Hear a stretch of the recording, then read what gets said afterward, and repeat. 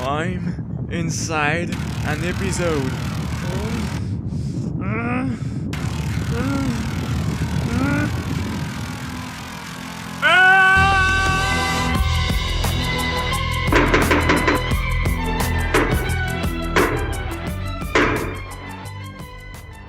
How do you build a character? So to answer that, you need to understand what is a character, what makes a character. So first, I'll make a very important distinction. Don't confuse between character and characterization. Characterization is actually everything that composes your acting. Your physicality, your rhythm, your tempo, your voice, your silences, yada yada yada. And that's actually what an actor is working on during his whole life. Even someone like Stanislavski was still exploring new ways to improve his acting on his deathbed. Because all the components that I've just shown to you can be broken down into many bits, each relating to tons of exercises. Simply put, characterization is the job of the actor, but that's not what makes a character. Even if you're a one-eyed man or woman with an eye patch maneuvering a ship with a tricorn on your head and a parrot on your shoulder saying, "Come on lad, shiver me timbers," well, no, that doesn't make you a pirate. What makes you a pirate is that you do pirate stuff. It's what you're trying to reach, the choices you make, etc. To quote Seinfeld, action is character. So character is defined by what Robert McKee calls the object of desire. Ben Hoke talks about wants, Seinfeld of dramatic need. Well, you get the idea. It's the engine that will propel the character in the story. Seinfeld doesn't stop here and gives three other components: the dramatic need, the point of view on the world, the attitude, and the change, which is quite an interesting component because it's dynamic and gives the idea that the character is not fixed in time. It should evolve to accomplish what we call a character arc. But we'll talk about this some other time. Stanislavski was going a bit further and defined 7 questions to build a character. Who am I physically, socially, and psychologically? Where am I? When? What do I want? What do you want? It's not that simple. What do you want? Why do I want it? What am I going to do to get it? What are the obstacles I need to overcome? So you see that Stanislavski almost had all the components of the platform we have mentioned before. It has probably inspired Spolin and Johnston when they were thinking about how to start a scene. Except that Stanislavski was making everything revolve around the character, which makes a lot of sense. If I compare Johnston's platform and Stanislavski's 7 questions, you can see that the question "Who are you?" is actually made of 4 questions. Okay, let's avoid overthinking here. There are hundreds and hundreds of definitions of a character. Just remember that if you are struggling with your character, maybe you should come back to these questions and see the ones you haven't answered to. To simplify, we'll say that a character is a goal. But be very careful not to fall into a trap that happens a lot in improv. Your goal has to be in the scene, or at least scenic. For example, I am Captain Huge.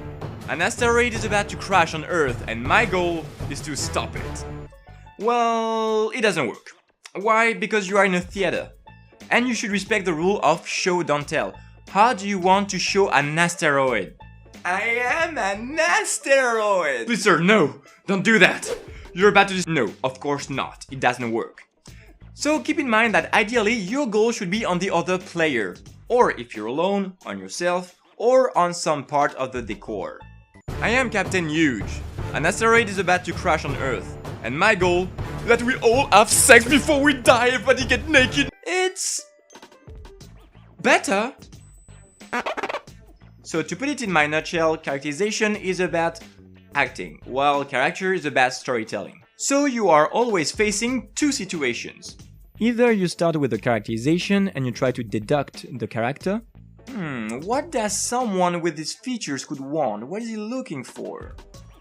On this topic, you can check the episode on organic improv where I explain how you explore a scene and a character. Either you start with your goal, your character, and your mission is to find the rightest and most interesting characterization. Let's investigate this case, which is not simple. You know who you are, you know what you want.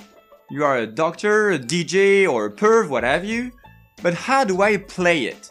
And especially, how do I avoid clichés? Because clichés are evil.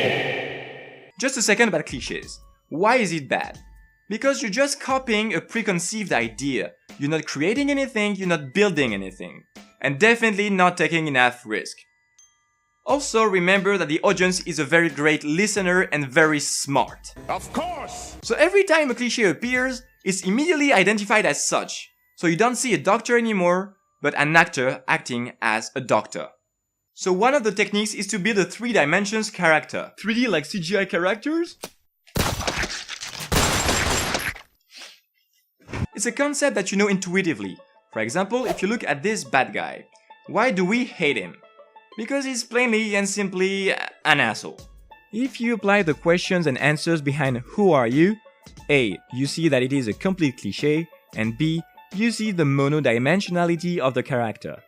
But if you look at, like, this guy, we love him because he has so many dimensions. So you see that you can have more than 3 dimensions. But already with 3 of those, you have enough variety to avoid most clichés and avoid boring your audience. Now, how can you find them? There are heaps of blogs that talk about it, especially for the scriptwriters. I will only give you one technique, which I think is interesting because basically what it is saying is that you never truly play your character, you only play the relationships. You choose your character, you define his goal, and then you explore how he is going to reach his goal through a relationship.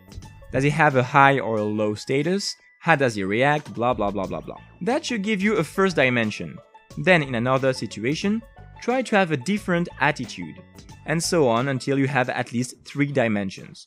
It's interesting because if you look at it the other way around, it allows you to help building the character of your scene partner. How? By defining them in front of them. This is what we call an endowment, giving a feature to someone else. You're a duck, Harry.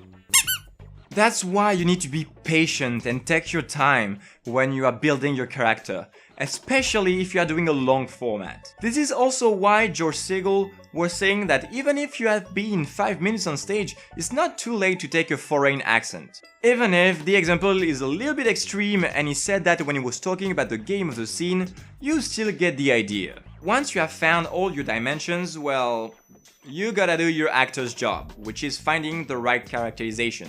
And to do that, I'm sorry, there is no secret, unfortunately, you need to study all the acting method that you can. Yep, just that. It's a bit like in Inside Out. In the beginning, you only have one small button, and then, little by little, you will have more and more levers and controls. So my advice, if you're a beginner, play with yourself. Play yourself. That's what you know best anyway.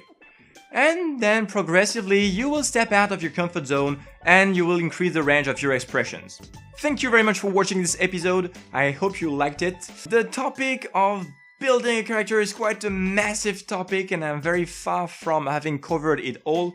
So don't hesitate to leave a little comment where you say what kind of techniques you use to build a character, what are the acting techniques that you have, and what you think about it, and we talk about it. That's the idea, we talk about it. In the meantime, you can always like, share this video or subscribe to the channel. In the next episode, we'll see the core technique of improv, so I'm quite excited about it. Go watch some improv, or even better, do some. See you soon.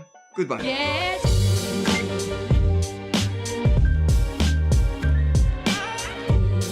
Put a spell on you.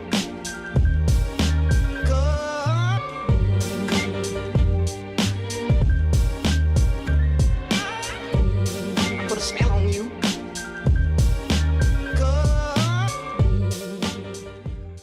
Get out.